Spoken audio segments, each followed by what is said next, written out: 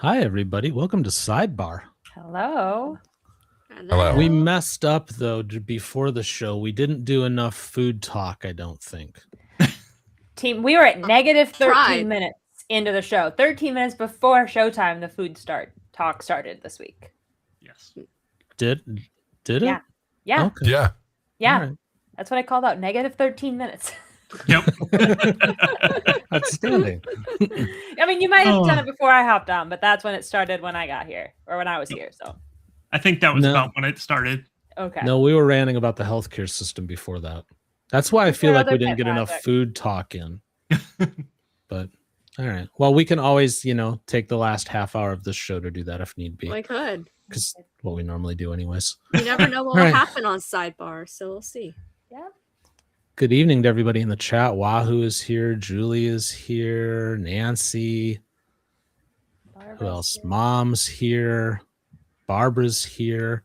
Barbara, we haven't seen you on Sidebar in a little bit, I don't feel like. So good to have you back.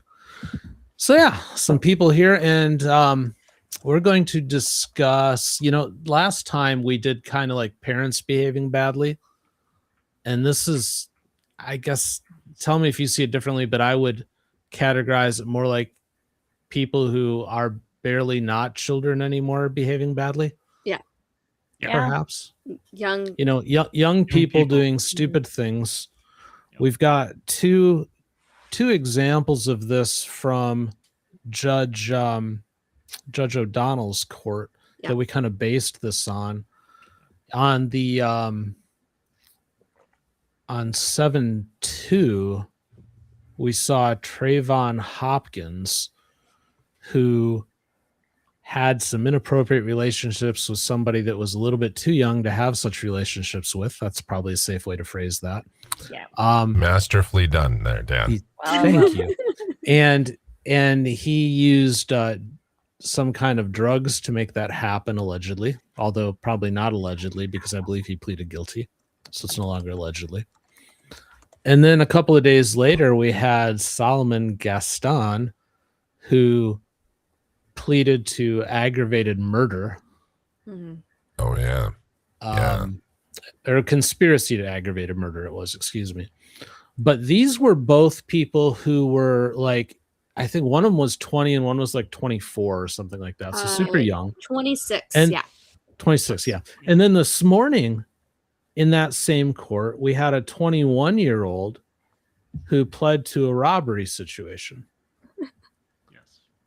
So there's just all sorts of crazy going on with young people. And I think that's kind of what we're going to talk about tonight, because these people are throwing away their lives super, super young. And I'm sad about it. So Michael, why don't you start us off? Make me sadder or give me a reason to smile. And Barbara, thank you for sending all of the pretty Thank jewels. you. Oh, that's very nice, Barbara. This is nice. Yeah. Well, this is a topic that comes up quite a bit, not only here on Sidebar, but in our chat and during the morning shows. The young people, and this isn't necessarily kids, minors, but still in the very early stages of life that, make these decisions and throw their life away potentially because they just, for whatever reason, and it's depressing. It's what it is. Because, these are, now sometimes, look, I get it. There are oftentimes extenuating circumstances. You have youths that that parents weren't around. Dad went out for cigarettes and never came back, or mom bailed out, or both of them just weren't around, or there was abuse or whatever. There was some sort of situation. But, sometimes it wasn't necessarily that. It was just a kid that just decided to keep making bad decisions as a juvenile, and then that just never stopped when they became an adult. We saw that in O'Donnell's court today. I think we seem to see that every day there. And it all, and I know I think it was just Ashley even that said, oh my God, this guy's so young. Like, I think I said something like, I have stuff in my pantry older than this guy. It's it's sad, and this is just one of those things where, like this guy today was even saying, well, I need that held over my head. I need that threat of prison held over my head to be able to stay straight, which was just such a weird thing. How about just maybe, not do that stuff? Yeah, How about maybe exactly. not do? And the list of drugs that this guy was doing was longer. Austin had said, it would have just been shorter just to give the list of drugs that he wasn't doing.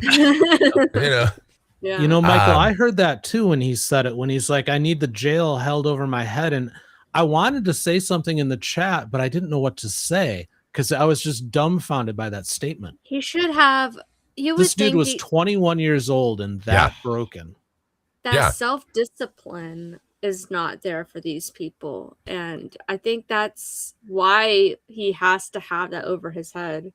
And it kind of caught me off guard too, because I was like, wait, so you have to be threatened to not do anything bad. Okay. And it was to be fair, I think we all go a little bit through life of like, I really want to give that person a piece of my mind, but I also really don't want to go to jail. I think we all live a little bit with that over our heads, but to like just be so blunt about it, like, no, I need jail, I need prison hanging over my head to straighten up and fly right, like that. Yeah, that gave me a lot of pause too. Well, and the difference is though, Lindsay, like this guy this isn't his first rodeo, right, and this isn't like you or me or whatever, in a corporate environment or even in a hey, that guy cut me off in traffic situation. This is like a guy who's pretty intimate with the system. He's been in it for quite a while. And the comment you had made, and then maybe this was the other guy, but he's been in more jails than Taylor Swift had. Yes. I like that one. I said he's toured more prisons than Taylor Swift has concert venues. Yeah. Because he was talking, he was talking about all the different places he's been. Yeah. And I'm like, dude, you're 21. You've been to every prison, basically, or jail facility, county jail or whatever, in Ohio, and even some from out like out of state. Like even how? like the last place he had attended school was like in like a prison system. I remember right. It wasn't just like Joe Bobville High School. It was some academy within. Yeah, and he only went through 9th grade. And he stopped in 9th grade. But he does read a lot. So here's something I missed. I'm looking at I've got a transcript summary that I'm looking through right now because I do that sort of thing here. Yeah. And I missed this when it was live. He acknowledges his failures as a father to his 4-year-old son. I did not hear that either. Yeah, I knew he had a son. I didn't know he was 4. Yeah, I totally missed that when it was live. Yeah, I missed the age. Yeah, I knew he had a son, and then I guess the mom is just out there with another boyfriend and already with another kid, and so she isn't exactly put together. But this is just round we go. Yeah, the cycle, and that's the problem too. Is and look, I don't know. Maybe this kid didn't have the greatest upbringing, and I my sympathy is there. It's not that it isn't. It's just I think I caught that his parents weren't around. He was with his grandmother for a bit. Then he was kind of institutionalized from there. And again, it's not a lack of sympathy, but at some point, and we hear this all the time. At some point, you gotta just put that behind you, and you gotta say, look, okay, I had a shitty childhood, and that sucks. And all I ever hear is Judge Oakley saying, look, if I had a magic wand and I could fix your childhood, I absolutely would, because it sucks and it's not fair and it's not right. But at some point you got to be an adult and you got to put on the big boy pants and you got to make better decisions. And then, especially if you have a kid, you don't want to do the same thing to him that your parents did to you. You know, at some point the cycle has to break, and it's totally up to you to do it. If I was in these defendants' positions, right? And I kept getting in trouble with the law at a very young age. And it's kind of all that I ever known. I kind of understand why they keep getting rearrested. And why this cycle keeps continuing. Because if they feel, and it depends how many times they get arrested, of course, but I would think after a while they would feel comfortable going through that process and going through that system. They have a roof over their head, so to speak, as well. That type of thing. I kind of get that. But it's just very sad because if they're in jail and prison, of course, they're not doing anything else with their lives. Which is really sad. And that's also why I don't really agree with the pleas. Maybe the first or second time, maybe. Just like warn them to fly right type of thing. But then after that, you're not doing them any favors because they're at that point they're taking advantage of the system. And that's something I was thinking of when I was looking at these two cases. I was like, well, how many times are you going to get in trouble when you're just because you're young? Does that exempt you from all these plea bargains and people being compassionate for you? I know that sounds harsh, but at the same time, I don't know. That's just a thought I had. When is enough when it comes to these things? And like I said, that guy's been in and out of jails for I don't know how many times. So how many plea bargains does he have? You know, and how many? And there's one person that has multiple felony convictions, and it's mind blowing to know that these people have been institutionalized that many times, being so young. That's And not having the mental health or the aspect to try and get past that, the counseling to try and get past all of that. Right. It's kind of that thing that we've been talking about, like the woe is me mentality that we see a lot from these younger people that are not brought up with maybe a father or a mother or either. But the woe is me and their and just how they feel like society's out there society's against them in a way. And I wish they had a different mentality, but I feel like the more times they're in the system, the more solidified they have that mentality of, oh, nobody cares anyway. Like, why should I fly right when all this stuff has happened to me? You know what I mean? Well, it's very sad because, and again, I realize they probably haven't been given the greatest life skills. Mm-hmm. They, not all of them had a cat on their shoulder. I'm utterly distracted by Freya. The pirate kitty. Not that I wasn't listening to Ashley, but also just like, oh my God, Freya's so cute. He is cute. I was trying not to get distracted by the cute Freya. Yeah. Well, she was down here just rubbing on me, and then she just decided, well, I'm joining in. I got to be on the show. Yeah.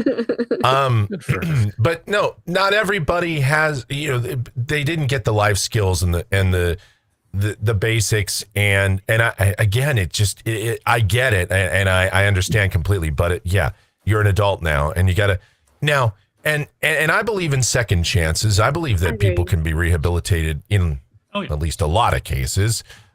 Sometimes not, but in a lot of cases, there's options there, and people are going to make mistakes, and that's why they put erasers on pencils and all that sort of cliche. But but this is one of those things where it's weird, like just be like, okay, so a 20-year-old that commits aggravated robbery versus a 40-year-old that commits aggravated robbery. Right. We give the 20-year-old another chance, not the 40-year-old, even if both of them have similar criminal history, or maybe none, and this is the first time, I think that's a little bit weird. I think if you're going to give a second chance to somebody, you should just give a second chance to somebody regardless of the age. Right. But I don't know. That part's always been a little bit strange to me about the system. There is the argument that, you're early on in your development and things aren't fully cooked, and that might be the reason why you're doing some of these things. But I also just kind of going about my day-to-day life, like there are people my age that I think are also not fully cooked or maybe a little overcooked. Right. Yes. Yeah. So to speak. Yeah, maybe they need okay, sweetie, we don't hold up a store at gunpoint. Yep. Maybe let's put the gun down and ask nicely for what we want and give them the money. Yeah. I don't think they think know. it through though, Lindsay. I think it's know. also an adrenaline thing too. Oh, for sure. 100%. Yes, but pardon me, shopkeep. Pardon me. If you wouldn't mind just giving me all the sport. money in the Not register, Give me all please. your money, Shoplifting. please. Thank you so. Oh We're gonna gosh, gentle so parent our way wonderful, out of the criminal system. sir. My tip of my hat to you for being such a kind and generous individual. Anyway, you have yourselves a wonderful day. Yes. Yes, I think that is also the case, like that adrenaline junkie type of feeling. And Oh yeah, there's definitely. There's that too. Yeah, and there's also in and- some cases just the desperation of it all. Like they should do extreme sports instead, like fuel that energy some other way. I don't know. It's weird. People have different reasons for doing things, and like Michael was saying, sometimes they're not even taught like not to do something. Yeah. I think that's why Judge O'Donnell, for instance, and Judge Oakley, the two off the top of my head, is very when they talk, they sound sort of counselor type people. Like they're counseling these people, trying to get them to fly straight before they totally crash and burn and ruin their lives. And it's very serious, right? And I feel like a lot of these young people are taking these plea deals and things for granted, for instance. So that's why all the stern talks happen through those two judges, especially, perhaps. I don't disagree on Judge Oakley. I don't know that I would call how Judge O'Donnell interacts with people a counselor so much as it's the Inquisition. Yeah. How the hell did you do that? The 1950s father. Yeah. I get dumb. that. Yeah. With the 2026 mouth. Yes. Yeah. Yep. But the way he comes off sometimes, Yeah. it does like just giving advice and just like trying to. No, I get that point, but it's like it doesn't come It's off like as fire and counselor. It comes brimstone, off though. like, I understand a little bit. Yes. Why the hell did you stay in rehab? We gave you every chance. That's why we have a swear that count. some of us might have we need a parents. swear And counter. how did that work out for you? Yeah. I guess what's getting me is the level of crimes that we're seeing with these young people. Now, I'll be the first to admit this is not necessarily anything new. Right. I've told the stories before. My doubles partner who I was with my freshman year of tennis and was somewhat of a friend to me through the rest of high school. But right out of high school, he got into a situation where they were robbing a drug dealer and he cut a deal for just armed robbery and went to prison, and he's dead now. We had a kid who was 2 years ahead of me who before school drove himself about 30 minutes down the road, did some things to a young lady that he shouldn't have done, and then showed up for first hour, and he got caught with that. And he only recently got out of prison for that a couple of years ago. So it's not like young people committing serious crimes is new. However, I do believe that the frequency of it has gotten much higher. in comparison to just the smaller crimes. It used to be when you were a kid, it would be something stupid Petty like an theft. MIP, or you stole something from the store, something like that, something that you could kind of write off as, yeah, you're an idiot and you need to learn from this kind of thing. But now it's like the starter pack of crime for these people in their late teens, early 20s is like a class 3 or better felony. Right. Yeah. It used to be We're- about the we're worst leveling thing. up. Yeah, the worst thing that kids would do is a joyride. They'd take a car and, Yeah. you know, which is kind of a low end felony, and you know, and oftentimes they're still doing that, but they're getting the car by holding a guy at gunpoint. yeah, They're it's, taking it to the extreme. Mhm. they're seeing how many getting the- stars they can get before they're 18.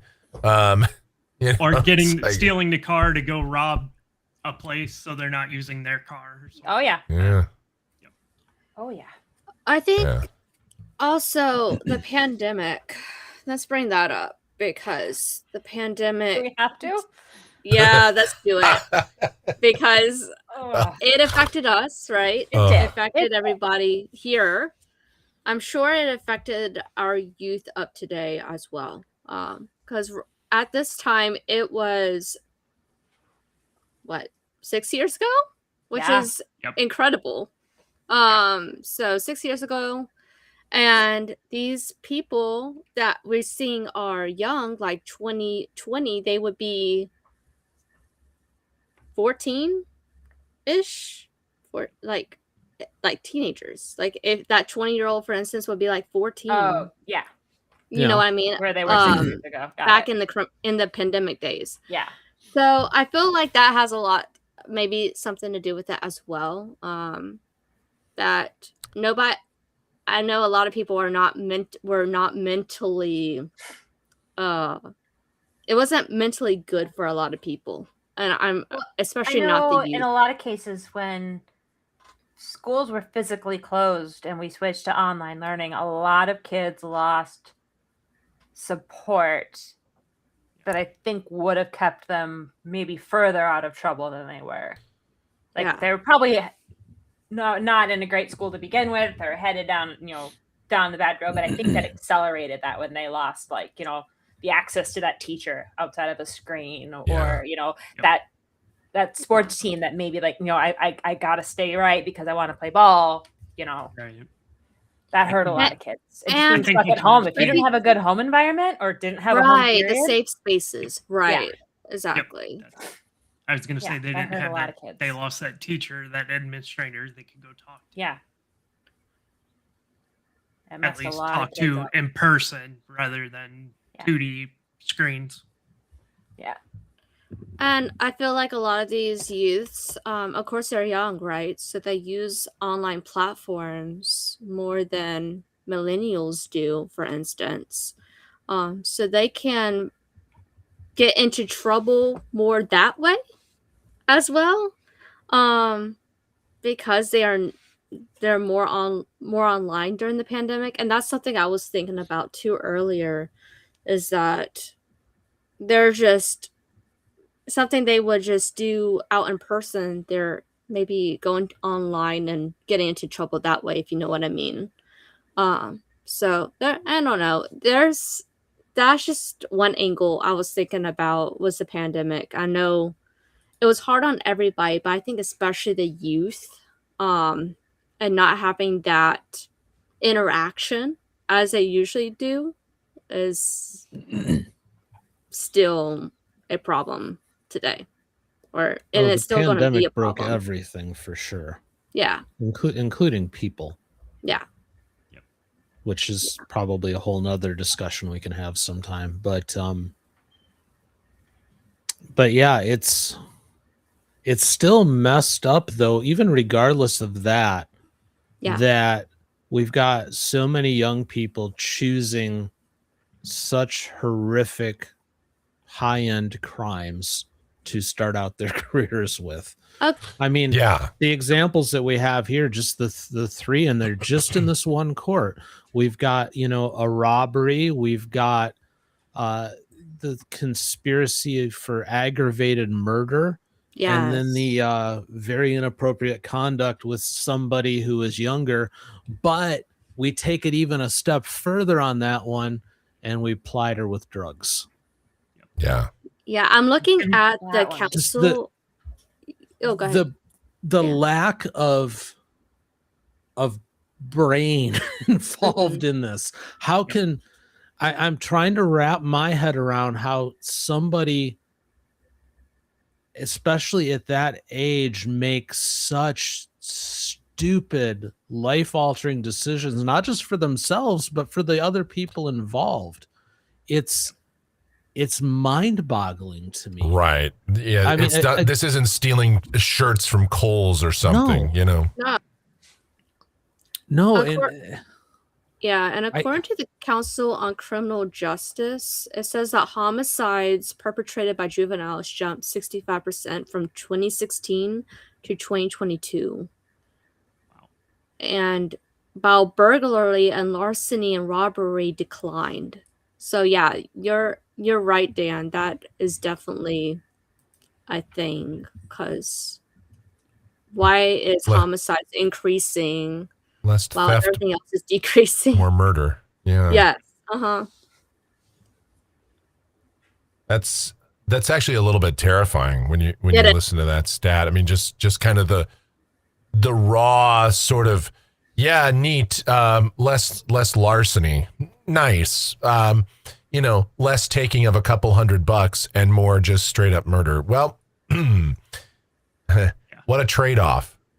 But 65%, I mean, that is a dramatic Yeah, uptick. homicide increased 65% and burglary decreased 62%, larceny 46%, and robbery 45%. And is this nationwide, Ashley, or? Yes, nationwide.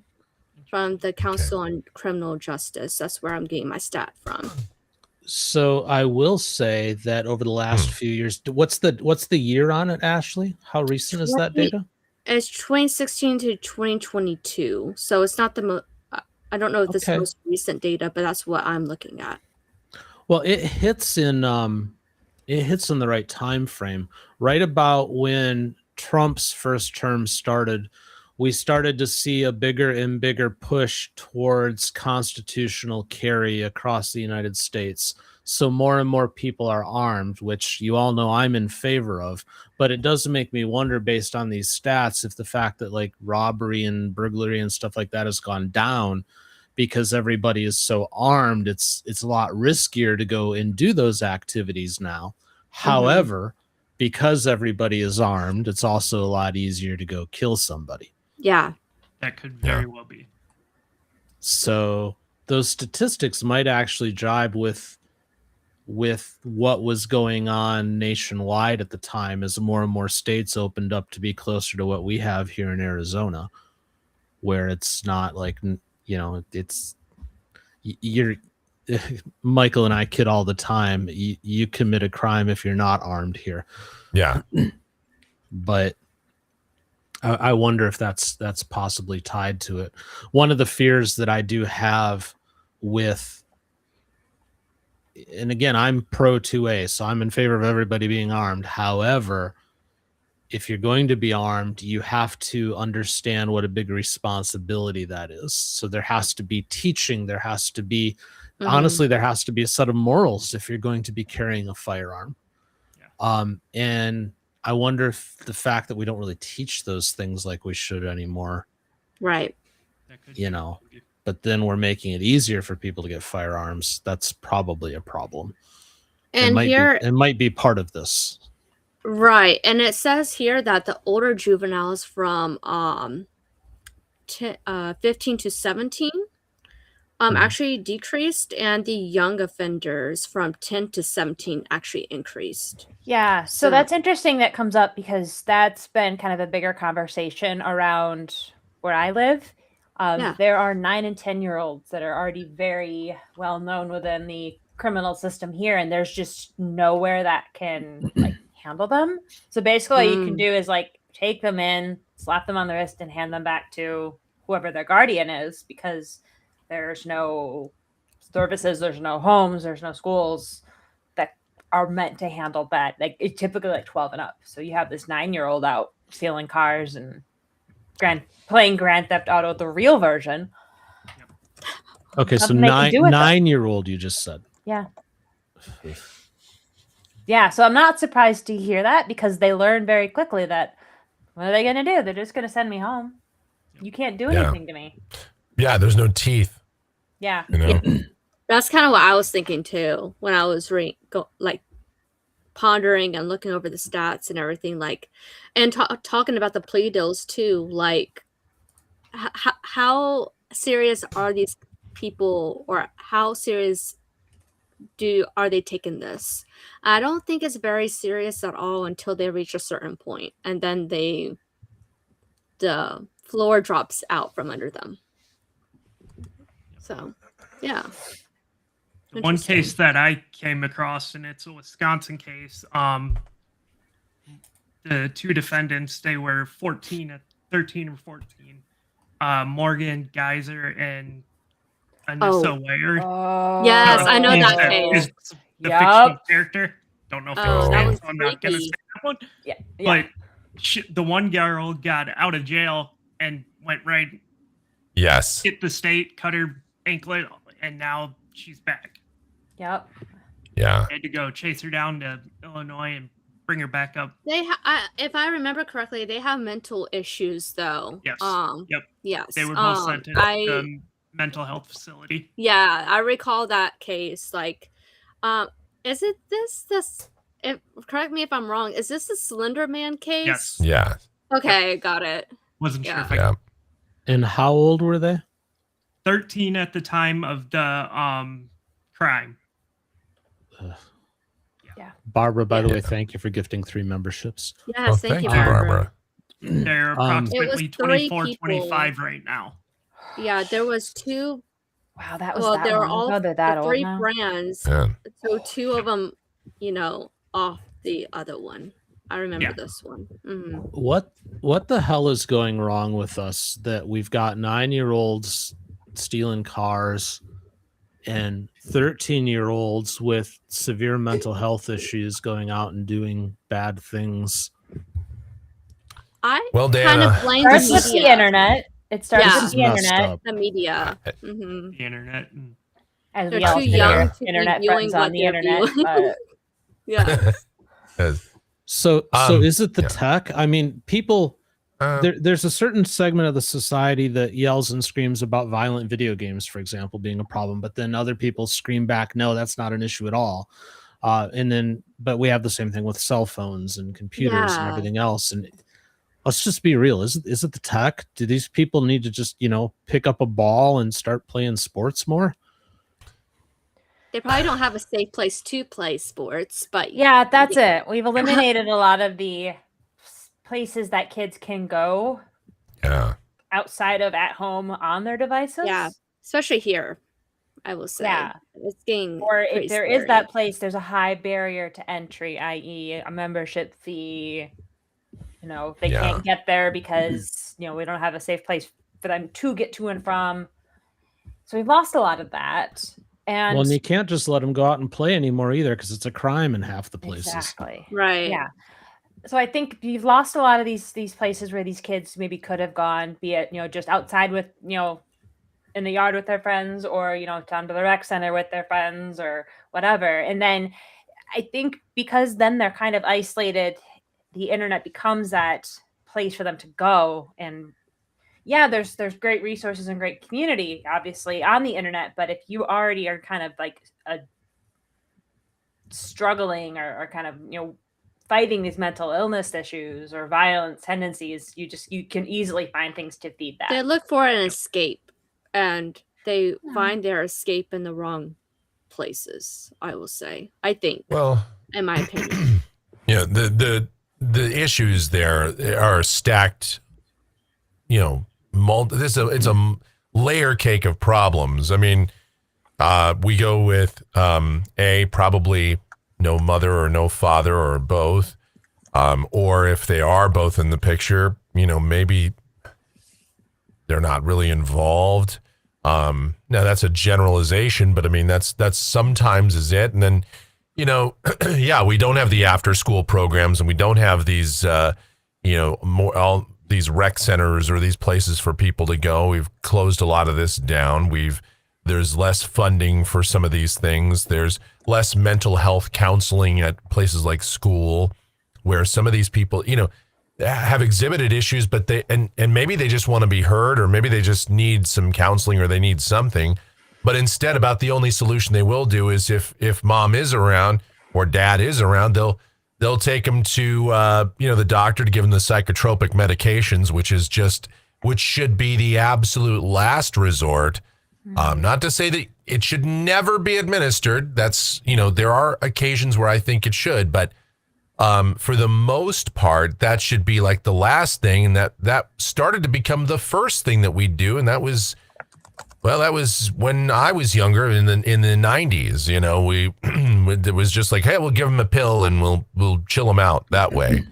And then the problem with that is because, you know, their brains are still developing, that we don't know how that impacts people. We, you know, there's certainly something to be said for that. So there's other factors too, but I mean, this is just stacked on stacked. And then of course, yeah, the internet doesn't help, and, you know, in a lot of ways, and the access that they have to just pretty much everything, that doesn't help. So yeah, it's a multi-pronged issue that we don't really seem to be interested in figuring out any of those prongs and solving them. I don't know. This is it's a big thing to tackle, but hey, at least let's try to figure out one of those problems. Yeah, exactly. I agree with that. And I think they're trying to put some kind of things in place so to keep kids, you know, from going into certain sites, all that kind of stuff online these days. But right now it's still not enough. And but I do think what they really need is touching grass, but at the same time, it kind of that's even hard to do sometimes these days. So I agree with Michael's points though. It's a multi-pronged problem. Isn't everything? It is. Well, It seems like every time we bring up a topic here, we're like, yeah, this is like multifaceted. It is. well, I mean, a lot of them are. I mean, although some things just come down to, you know, I know one thing that you always stress, Dan, is the collapse of the family Yes. unit, you know, and community as a whole. And maybe that's the genesis of this. Maybe that's like the epicenter of where things go wrong, because once that happens, then, you know, people put less emphasis on the youth sports, and they put less emphasis on putting money into the community. And then, you know, kids go out and start doing all this other stuff. And then, you know, we start to focus on more just fighting against crime rather than preventing it. And so we cut funding to different counseling and mental health stuff. And, you know, and then it's just, now we go from proaction to reaction.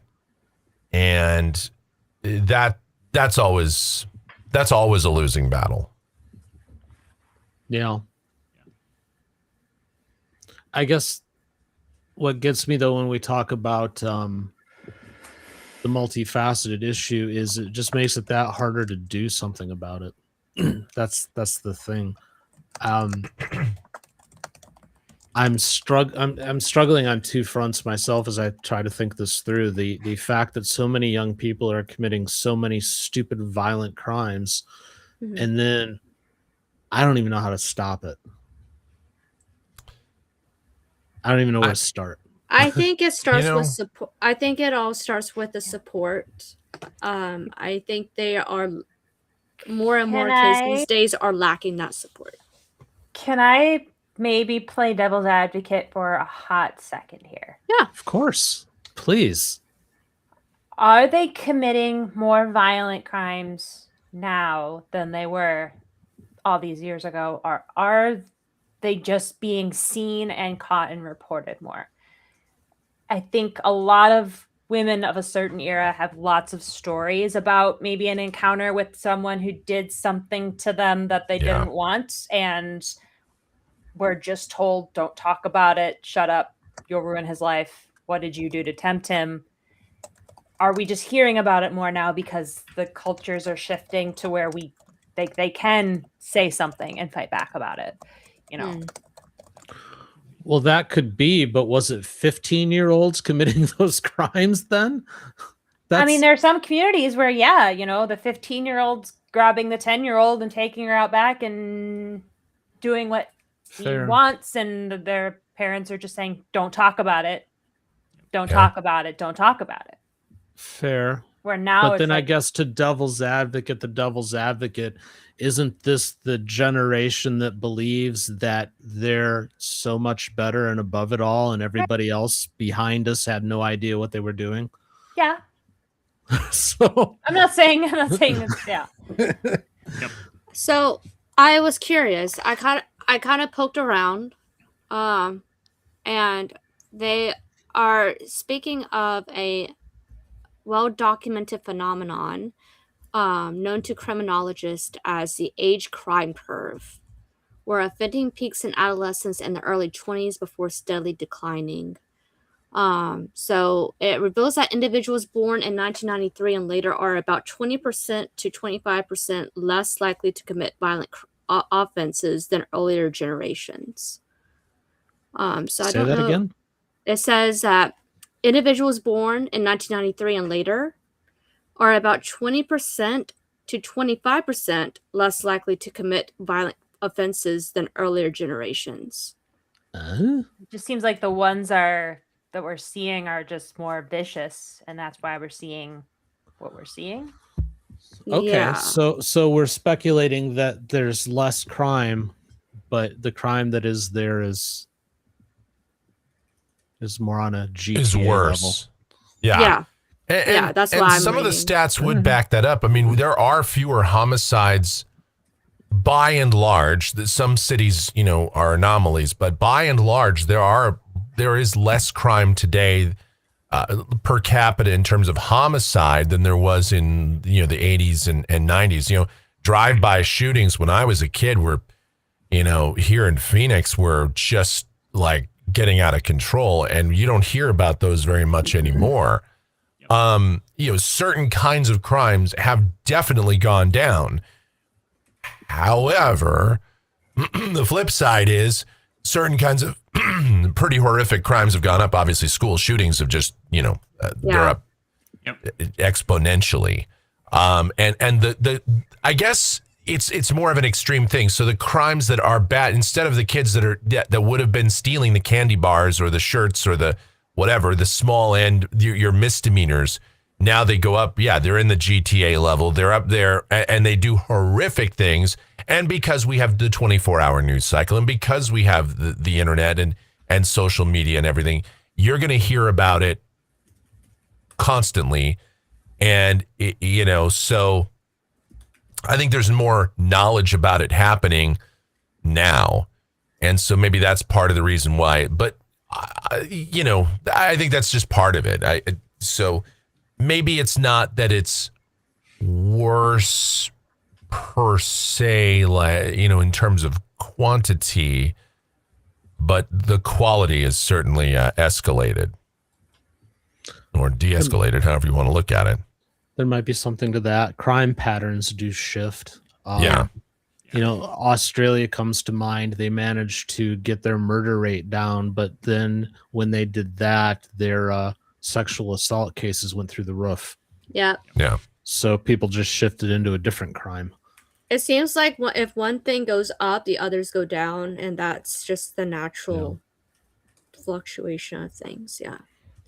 I'd rather have larceny and those things, though, rather than murder, personally. But especially from this age group that we're talking about. Yeah. Not that I want them doing any crimes, but yeah, Well, right? much easier to rehabilitate that. I mean, larceny or vandal, criminal damage. A lot easier to rehabilitate than once someone has just decided to end somebody else's life or do something horrific to a woman or another guy or whatever. I mean, that's harder to rehabilitating that is very, very difficult. Mm-hmm. Yeah. This is one of those where, I know we don't find solutions here. We kind of did almost the last time, and one time we really did. And this is one where, I think to solve it is, I don't know if it's really even fully possible. Other than we should invest more in mental health care in this country. I think that's obvious, especially for younger people.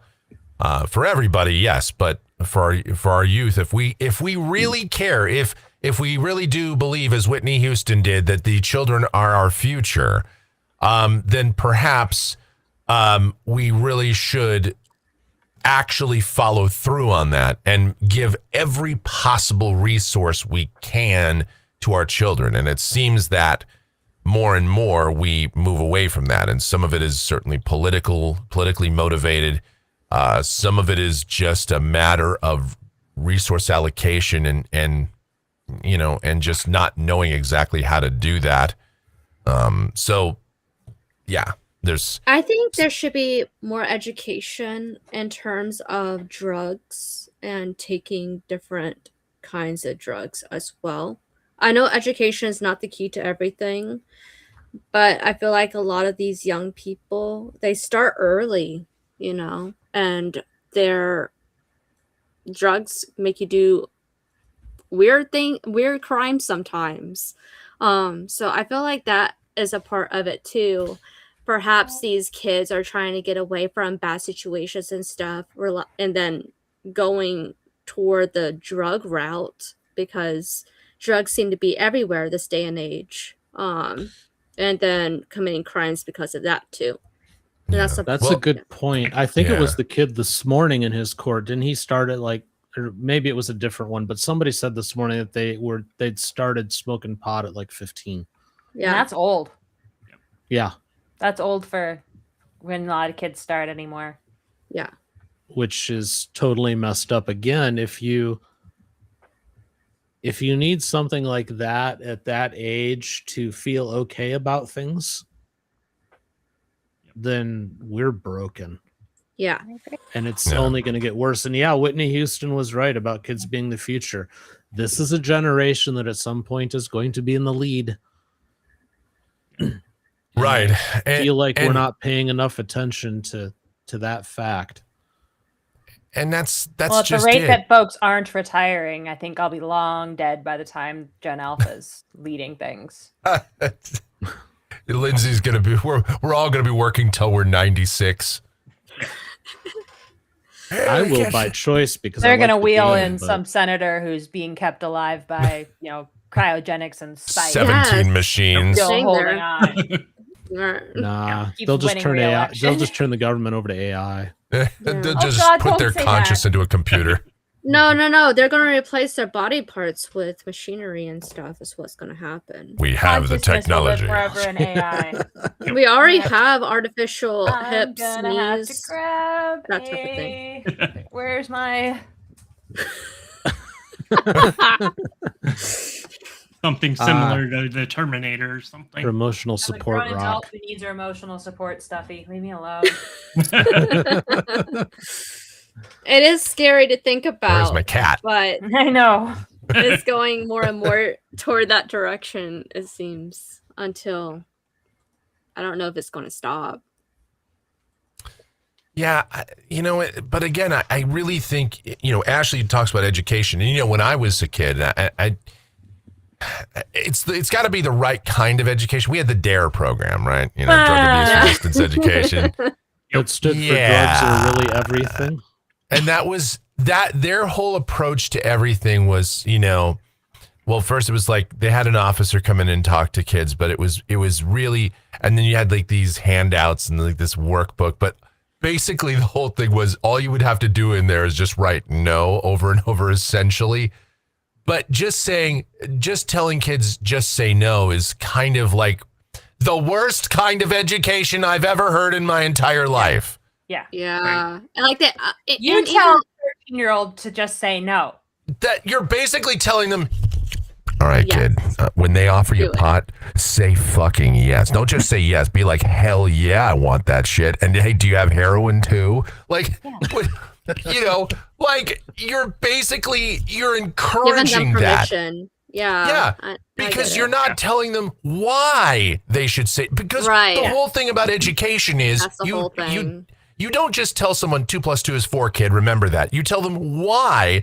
You show them. You educate. You say, hey, look, man, I'm going to tell you something about weed. Okay, there are benefits, but there are also really, there are big side effects. Cocaine, same thing, and go through it, because if they just hear no, they're going to be like, well, then what?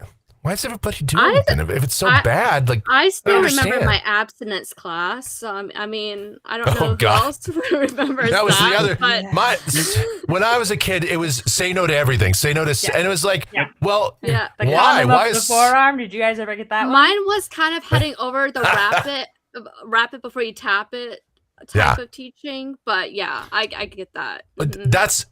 That was Ashley, that was a controversial type of teaching when I was a kid. My health teacher, Miss Black, in freshman year of high school, that was her thing. She's like, listen, I know you guys are gonna go out and have sex if you're not already, but just wrap it, man. Wrap it up. Be responsible. I'm telling you that. And I know that was like the most horrendous thing we could do as a society. I know it was like one of those things, even, It's still something being fought today too. Like, yeah. Yep. It's there's like some places where like it's all about just say no. All about abstinence. I know. It's you just gotta say no. That's all you gotta do. Just say no. It's like, well, I don't know. It kind of perpetuates the species. Yeah. It sort of keeps us going. I don't know, man. People have hormones. You got to give them a better reason than that. How about, hey, if you don't, you're going to have like 18 years of paying a lot of bills. You're going to be elbow deep in poop for a couple of years. Which is why we were required to carry around a beanbag baby for 2 weeks. Okay, somehow I managed to escape that particular project. Really? I think they looked at me and like, oh, she's in honors classes and band and foreign language and she runs cross. Oh yeah, she's not. He's a turbo version. I did not escape it. Yeah. I had to do it. They just looked at me and they're like, no girl's going to be with him. Don't bother. But I remember it. I remember that exercise. So I guess he's blind. What difference does it make anyway? Oh my. We had to carry around eggs for 9 weeks.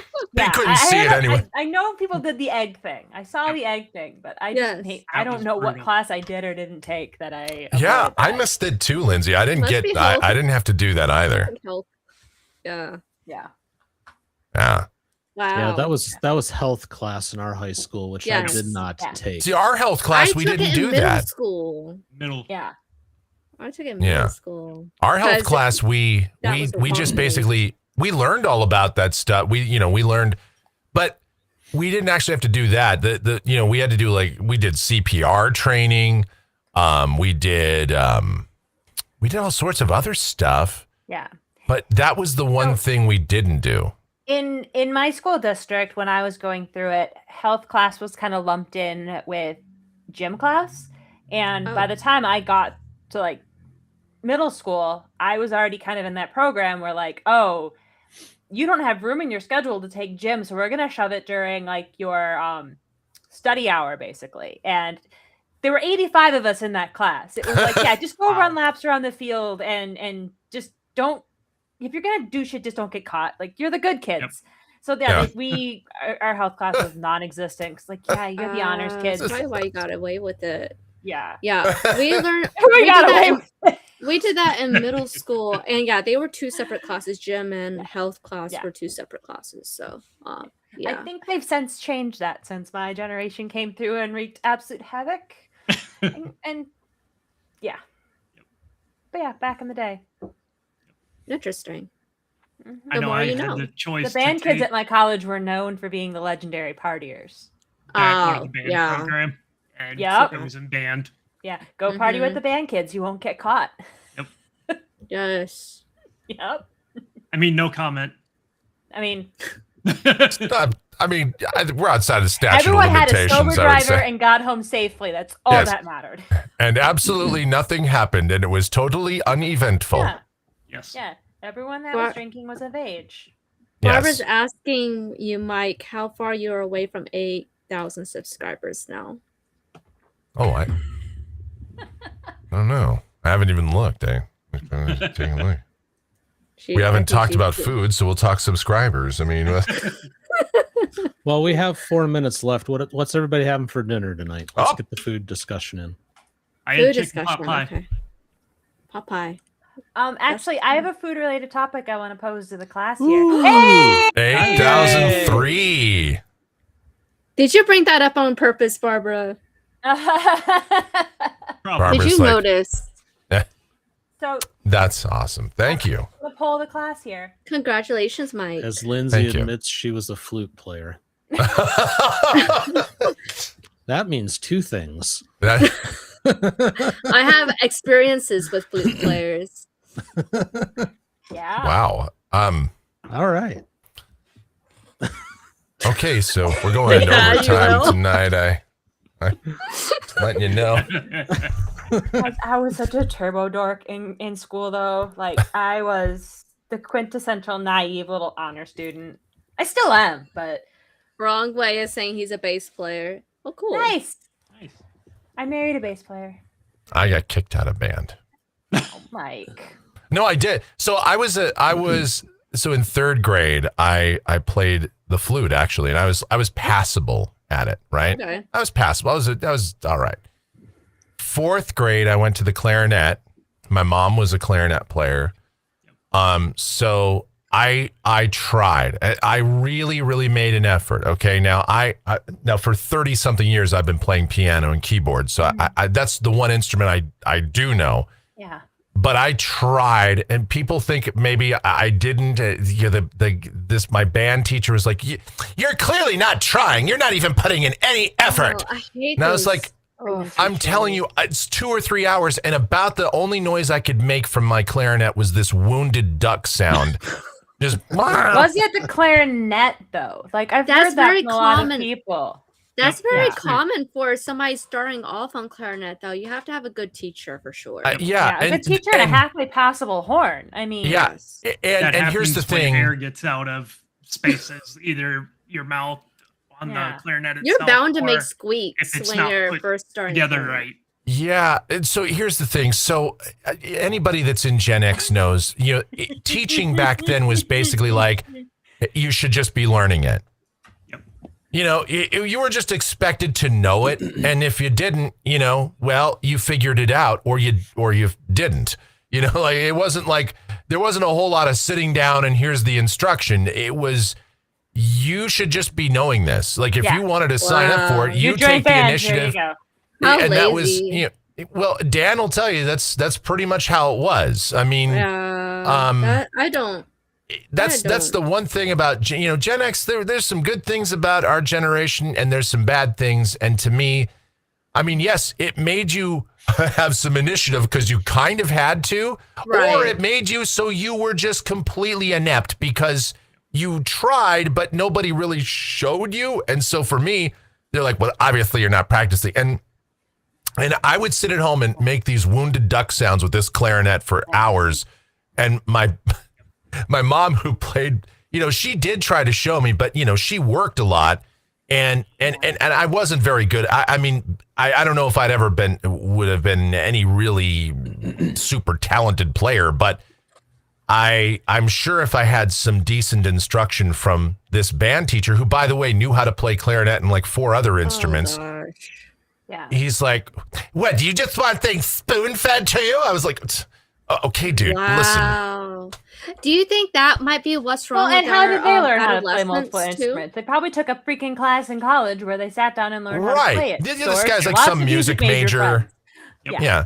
Maybe I that's played what- for the. I was in the Boston Orchestra. Like, okay, dude. Okay, all right, I get it. Yeah. You know. So Maybe that's wrong with our adolescents, Mike. Maybe that we've gotten too soft on them. Oh, Ashley just opened a whole new can of worms. We Oh, need to. well, That Yep. solve something? I Well, mean, Maybe. I was Maybe. actually going Maybe. to suggest, because it's time to wrap it up, but maybe Yeah. what we're Darn learning it. as we're talking about playing different instruments, Yep. maybe it needs to just be required that every child in America learns a musical instrument. And maybe There that you will go. keep them I agree with busy that. enough Mhm. to stop committing rapes and murders. yeah. And then we could Yeah, all. get an outlet, Either an right? instrument or a Yeah, club or something. It might stop the rapes and murders, but it Join a club or give them a club, Austin. May lead Right. to a lot of noise Join a pollution, club. but Maybe not Join. give them a club. No, join a club. You never Okay, know what thank they'll you. do in the club. Yep. Yes. lower the barrier to entry for more clubs and get kids involved in That's why the Boys and Girls Other. Club exists. Yes. other Yeah. activities. I did now see. So I got kicked out of band, but I went to choir instead. You know, Oh. because You're yeah, a bass. I can tell. you know, Ashley, if you heard recordings of me back then, you'd wonder how my voice ever turned out like this. Oh, really? I had Any tenor? I had a ridiculous. I had a high voice for a boy. I was. Ooh. It Okay. was weird. And then one day, and this is my mom will tell. One day I woke up as I was about 15. I woke up and hey mom, how's it going? What? Are you possessed? Do we have to call the priest? Oh my God! That was the The power of wildest Christ part. Like, compels you. yeah, middle school to high school. Like you left like in the summer, and these boys are talking like Yeah. this, and you went back. Hey, like, everybody. "Hey, how's it going? Like just I like know, that's boom, why the floor fell That's out. why these talks were happening, 6 because inches everybody taller, their was voices getting were a whole puberty. different octave. Yes. Anyway, On that note, any final thoughts before we call it a night? Because it's that time. When young adults stand before the court, the law doesn't just measure what they did, it measures who they are becoming. Justice has to hold them accountable, but it also has to decide whether the future they're asking for is one they've earned. Okay. Like that. yeah, what she said. Yep. I'm good with that. We can end with that. All right. We'll be back tomorrow morning, 9 a.m. Eastern, 6 a.m. Pacific. Half an hour earlier for your channel member. Rumor is Lindsay might be doing her blotter tomorrow. I could either do the Ooh. blotter Rumor has it. or the list of the new Minnesota State Fair foods just dropped, and I was teasing a Ooh. series of Some of those were strange. Let's do food. do the Yeah, food and one? I Okay. thought I there won't was do going them to be. all because there's so many. So Oh, I'll, really? I'll start. Yeah. Let's do food. All right. do Join food. us for the pre-show tomorrow if you're a channel member. If you're Lindsay's gonna not, talk fix about that food. and join us for food. All right, friends, that'll be it for us tonight. We're going to redirect over to Lone Wolf, so hang tight and you can go watch him for a while. He's been supportive of us, so please be supportive of him. In the Yes. meantime, before we see you tomorrow, take care. God bless. Bye. Bye bye. Hi, everyone. Thank you. Have a good night, y'all.